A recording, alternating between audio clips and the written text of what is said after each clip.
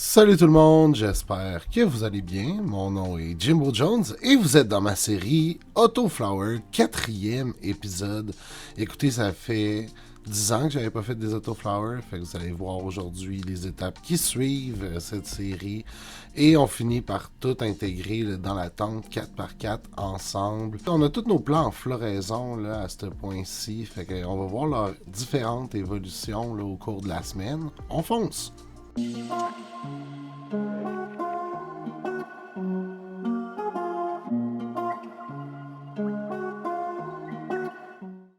Donc, nous voilà, on était dans la 2x2 là, avec notre plan de Runts et notre plan de Ginger un peu plus petit. Le Run, c'est vraiment celui qui a montré l'évolution la plus rapide. Là. À ce point-ci, on a l'impression qu'il y a à peu près 3 semaines de floraison de fait. Les plants, les graines doivent avoir été plantées depuis environ 4 à 6 semaines. Fait qu'écoutez, ça va vraiment vite, les autoflowers.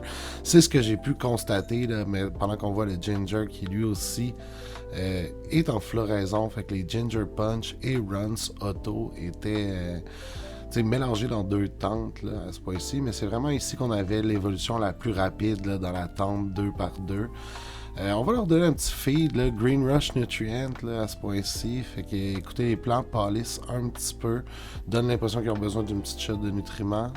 Et tranquillement mais sûrement dans ma floraison, j'augmente un peu la force de ma lampe. Là. Je vais pas vouloir dépasser 70%, mais quand ils vont se retrouver dans la tente 4x4 tout ensemble, il va avoir une force complète de lampe. Là, donc, c'est ça, c'est vraiment intéressant là, d'avoir ça dans deux tentes séparées, mais on attendait la fin de la floraison là, de toute notre série R-Cube, puis maintenant que c'est fait, on va pouvoir là, transférer ça dans la 4x4, mais ici, on voit l'évolution d'Autoflower qui ont peut-être 5 à 6 semaines en tout de vie là, depuis la graine.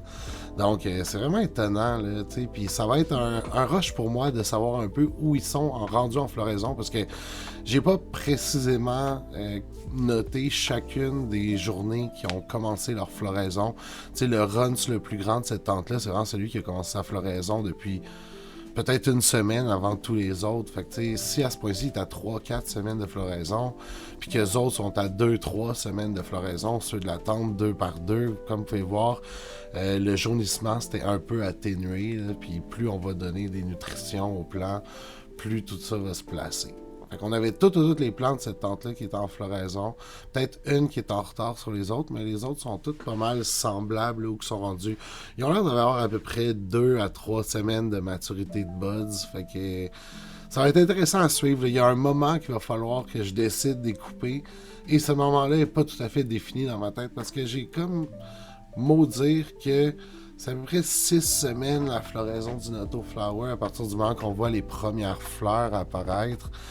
Ça va être difficile pour moi de déterminer exactement quand les couper, mais on va garder un œil là-dessus, tout au fil de la pousse, puis on va vraiment y aller à l'instinct par rapport à ce que je suis habitué pour récolter des plants. Mais comme vous pouvez voir, les plants dans cette tente-là ont pris une bonne expansion là, durant leur floraison. Fait que les 3 principaux plants, puis les 2 autres un peu plus petits, vont quand même finir par être des producteurs intéressants. Là. Comme vous pouvez voir, une semaine après, on commence vraiment à avoir plus de développement de buds et le jaunissement, comme vous pouvez voir, c'est atténué là, au fil et à mesure qu'on va leur donner de la nutrition.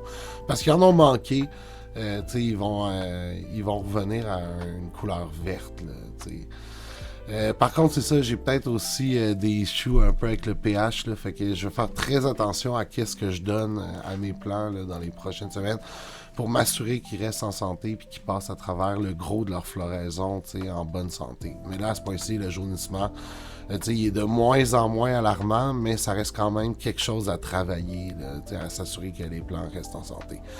Fait que je suis bien content de voir tout ça aller. Là. On peut dire que depuis que j'ai ajouté de la ventilation là, dans les tentes, le problème là, de petits moustiques là, à fungus a un petit peu baissé.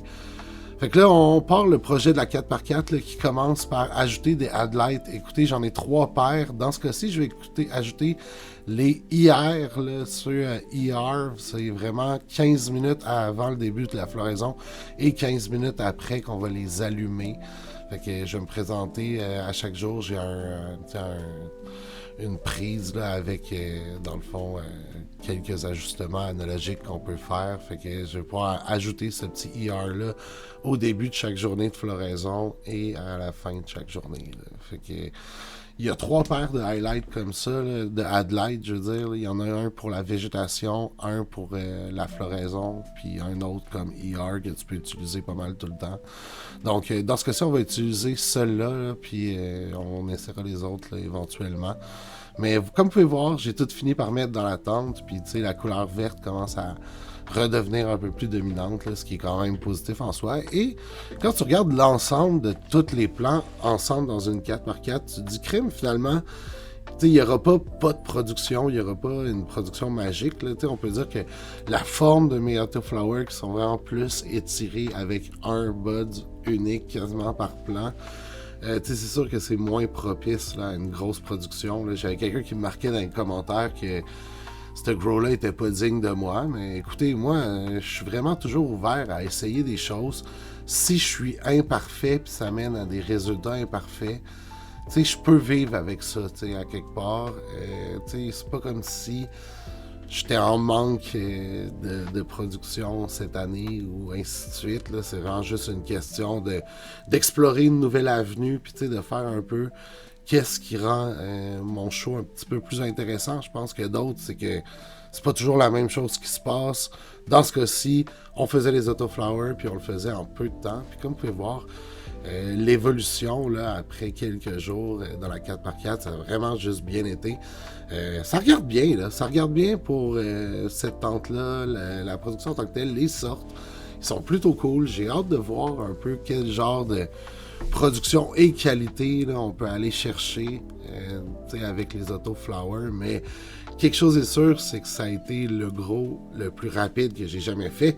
Je veux dire, je plantais des graines il y a peut-être 6 semaines de ce point-ci, puis là, je suis quasiment à contempler la fin d'une floraison de ce plan-là dans le coin, qui est, ma foi, qui commence à avoir des allures de plants matures de plus en plus, peut-être un plan à la équivalent de 5-6e semaine de floraison, j'aurais tendance à dire, là, où que le bud commence à prendre de l'amplitude à tous les jours, mais aussi à raffermir tranquillement. Fait que ça va être à suivre dans les prochains épisodes là, où qu'on va être avec cette tente-là. Mais quelque chose est sûr, c'est que c'est pas une série qui reste longtemps encore à faire, là, parce que ça va vite, les autoflowers.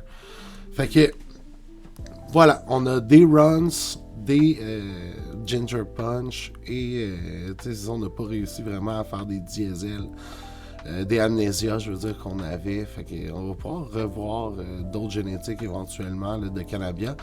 Mais au niveau des autoflowers, je dois dire que c'était un one-time thing, puis je suis vraiment content de l'avoir fait.